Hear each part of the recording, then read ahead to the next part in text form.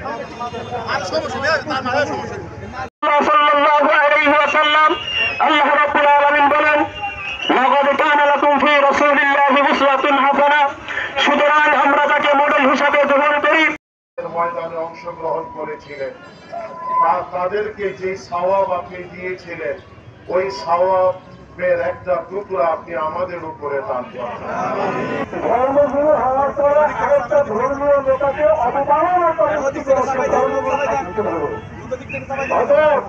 আমরা আজকের এই সমাবেশ থেকে যেই ধর্মগুরু রামগুরু মহারাজ নিজেকে প্রযুক্তি করেছে, আমরা ভারতীয় সরকারকে দাবি জানাই তাকে দৃষ্টান্তমূলক শাস্তির আওতায় আনতে হবে।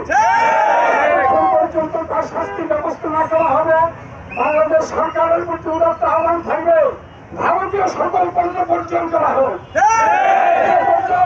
এবং বিশেষ করে আমাদের বাংলাদেশে মাছে ভালো বাঙালি, এই বাঙালির জনপ্রিয় খাবার ইলিশ মাছ ভারতে যাতে আর একটিও রপ্তানি না করা হয়, সরকারকে ব্যবস্থা নেওয়ার জন্য আমি জোরালো দাবি জানাই।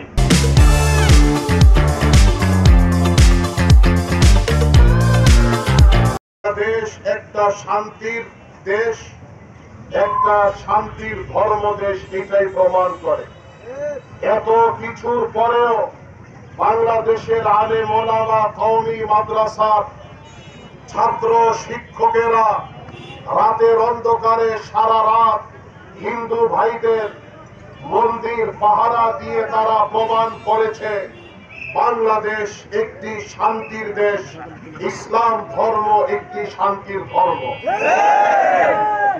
অল্প কিছুদিনের ভিতরে যদি এই কুখ্যাতর বিচার করা না হয়, আমরা সুস্পষ্ট ভাষায় বলে দিতে চাই, বিগত জুলাই আগস্টে ছাত্র জনতা যে আন্দোলন করেছিল, এই ভারতের সরকারের বিরুদ্ধে দরকার হলে আবারও ছাত্র জনতা আন্দোলন শুরু করবে।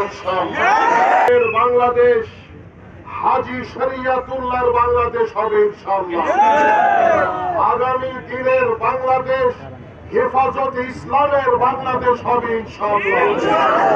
হেফাজতে ইসলামের কর্মী হয়ে যে কোনো আমাদের উপরে কর্মসূচি আসবে, সেটা বাংলার জমিনে বাস্তবায়ন করবার জন্য আমরা সর্বদা প্রস্তুত থাকবো।